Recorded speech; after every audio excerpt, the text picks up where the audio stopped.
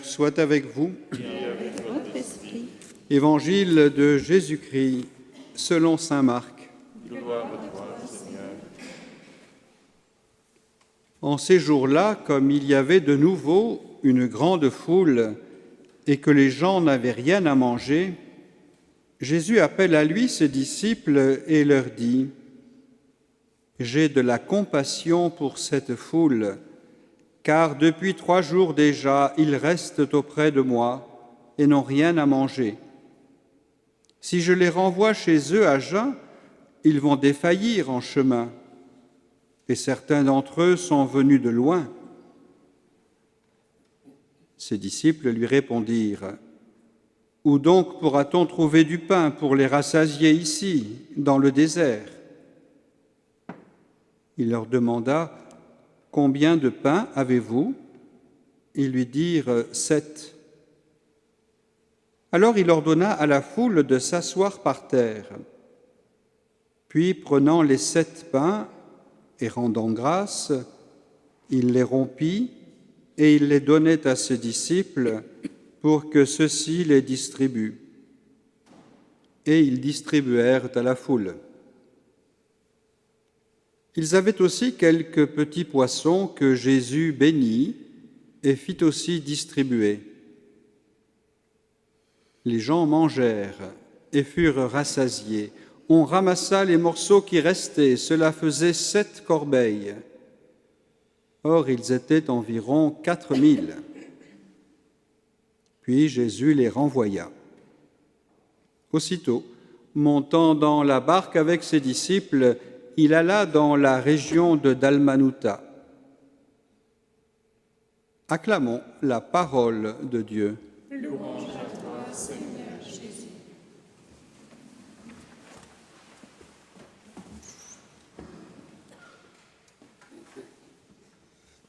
Les premiers chapitres du livre de la Genèse sont comme une parabole.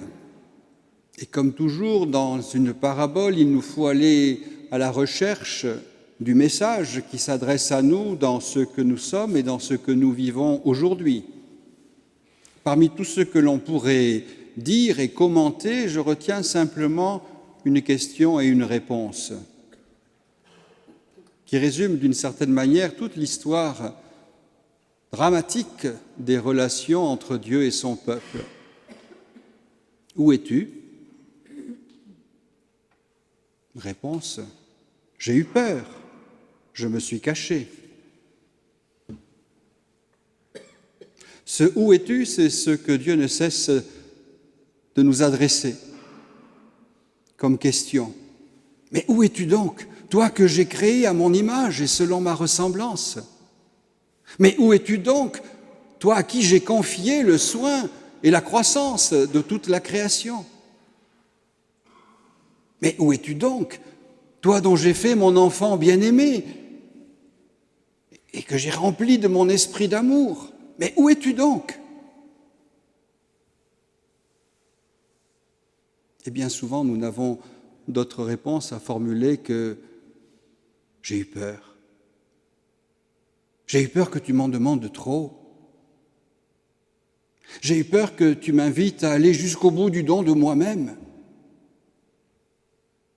J'ai eu peur de cette parole que je ressens comme exigeante et parfois même comme trop exigeante et que j'ai l'impression de ne jamais pouvoir mettre en œuvre.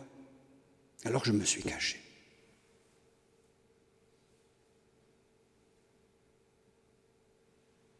Aux origines de tout péché, il y a ce manque d'amour, ce manque de confiance de notre part à l'égard de Dieu.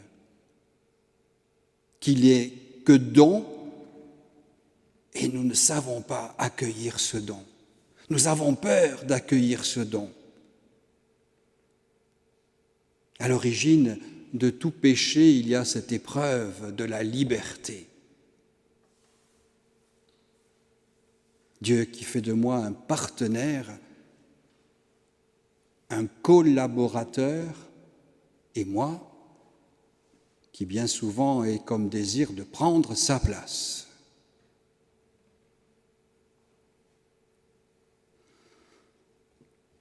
Chacun des actes que nous portons dans notre quotidien concerne le Seigneur. Et chacun de ces actes est capable d'ouvrir à une relation nouvelle, dans la mesure où j'accepte de reconnaître et d'accueillir Dieu comme mon Créateur, comme l'origine de ce que je suis. L'origine est le but vers lequel je marche. Nous l'avons entendu en finale du passage qui vient d'être lu, l'homme est expulsé du jardin. Puis le temps passe. L'histoire du salut se déploie à travers le temps et c'est Dieu lui-même qui vient alors à la rencontre de cet homme expulsé en Jésus, le Fils bien-aimé. Jésus vient chercher cet homme qui s'est expulsé du face-à-face, de la relation filiale, pour le réintroduire dans cette alliance et dans cette communion d'amour qui désormais sont éternelles. Et il y a un geste que Jésus vient d'accomplir pour nous, la multiplication des pains. Et ce n'est pas un détail si l'évangéliste Marc montre que celle-ci de multiplication des pains, contrairement à la première, est accomplie en terre non juive, en terre païenne. Vous vous souvenez, il a guéri la fille de la syrophénicienne, il a guéri le sourd-muet, et toujours dans cette terre païenne, il vient renouveler un geste qu'il a accompli en terre d'Israël, la multiplication des pains, la multiplication des signes de la compassion de Dieu à l'égard de l'humanité affamée, assoiffée, privée de sens. Car le regard de Jésus est toujours ce regard de compassion, un amour qui rejoint notre faiblesse. Non pas un amour qui nous surplombe et qui nous écrase, mais un amour qui descend et rejoint notre faiblesse au plus bas de notre humanité. Dieu ne se contente pas de regarder la situation en restant les bras croisés et sans intervenir. Il prend l'initiative, comme Jésus dans cette page d'évangile. Il prend l'initiative de nourrir cette foule qui s'est nourrie de la parole et de l'enseignement de Jésus, mais il ne faut pas oublier la dimension humaine. Il faut aussi donner le pain quotidien. Le regard de Jésus est un regard de compassion.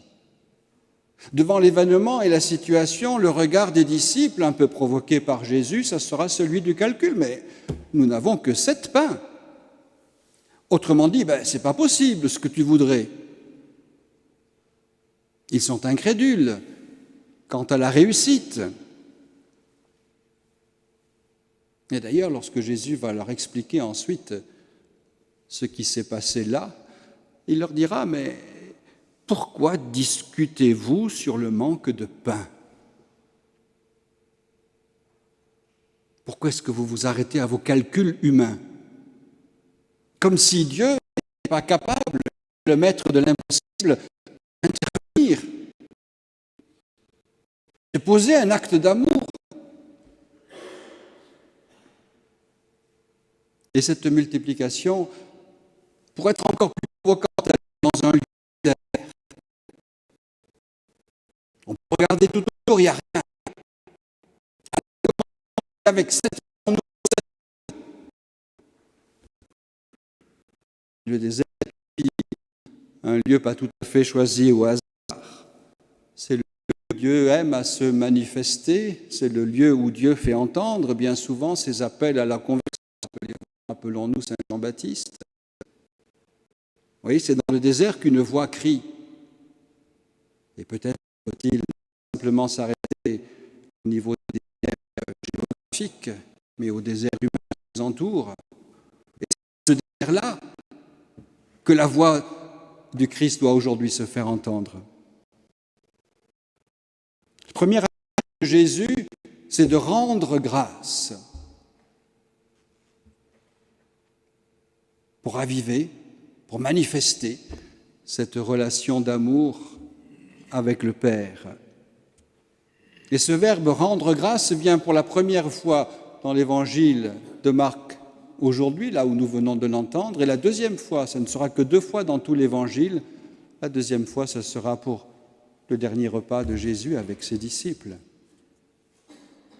Rendre grâce, cela veut dire tout simplement que dans notre humanité, nous disons à Dieu, mais manifeste-toi, agis à travers nous, montre-nous ton amour, manifeste et accomplis ta compassion sur cette humanité blessée, défigurée, désorientée. Et ce regard de compassion de Jésus se pose sur cette foule venue du monde païen. Et c'est à cette foule venue du monde païen que Jésus veut que le pain soit distribué. Intéressant de voir que la première multiplication des pains a eu lieu en terre d'Israël. Et il restait 12 paniers. Rappel des 12 tribus d'Israël. Celle-ci de multiplication advient en terre païenne. Et il reste 7 corbeilles. Le 7 qui est le chiffre de la création accomplie. Et donc cette nourriture qui n'est plus désormais réservée à quelques-uns, mais qui est offerte à tous, sans aucune limite. Ce qui peut-être nous invite à comprendre que puisque Dieu ne fait pas de limite et vient nourrir, y compris cette foule païenne, ce n'est pas à nous, les hommes, de mettre des barrières ou des limites à ce pain qui vient nourrir les foules. Oui, le pain est multiplié, mais le pain est multiplié pour être distribué. Le pain est multiplié pour que les présents soient rassasiés et qu'ensuite ils puissent repartir chez eux en témoins et en messagers de ce qu'ils ont vécu, de ce qu'ils ont constaté de l'action de Dieu dans leur vie. Ils sont nourris pour devenir nourrissants. Ils sont nourris pour devenir nourrisseurs. Et c'est bien l'engagement que nous prenons en accueillant le corps du Christ dans notre propre vie humaine. Nous ne venons pas là simplement pour nous nourrir nous-mêmes, mais pour ensuite, étant nourris, devenir nourrissants et nourrisseurs à l'égard des autres.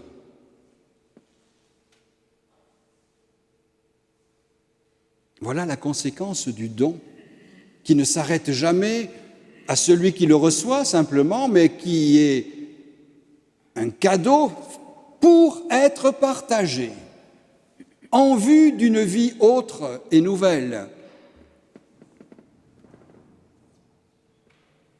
Et c'est bien pour nous et pour la multitude que ce geste continue à s'accomplir en chacune de nos Eucharisties.